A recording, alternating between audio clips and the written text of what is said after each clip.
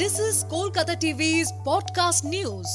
আপনারা শুনছেন পডকা। হাসিনার নামে বাংলাদেশে ফের গ্রেফতারি পরোয়ানা জারি। আমি শুভাঙ্গী, শুনুন বিস্তারিত। ফের শেখ হাসিনার নামে বাংলাদেশের একটি আদালত গ্রেফতারি পরোয়ানা জারি করলো। রবিবার একটি আদালতে শেখ হাসিনার বিরুদ্ধে গ্রেফতারির পরোয়ানা জারি করা হলো।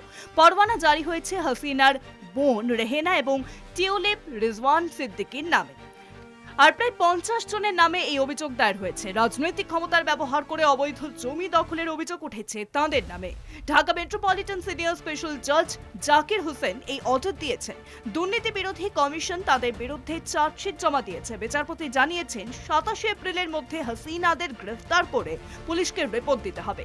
53 জনের বিরুদ্ধে চার্জশিট জমা দেওয়া হয়েছে। গত 10 এপ্রিল হাসিনা ও তার বোনের নামে গ্রেফতারির পরোয়ানা জারি হয় ওই আদালতে।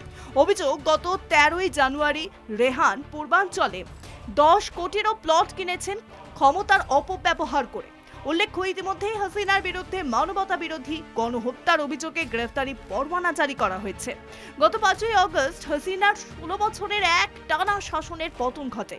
বিক্ষোভের জেরে 77 বছরে হাসিনা ভারতে চলে আসেন।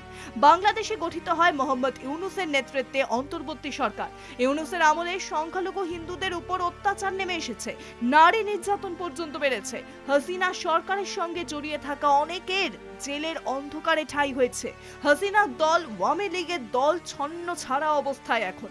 হাসিনা ভার্চুয়াল মাধ্যমে ইদানিং বক্তব্য পেশ করায় নতুন করে উজ্জীবিত আওয়ামী লীগ।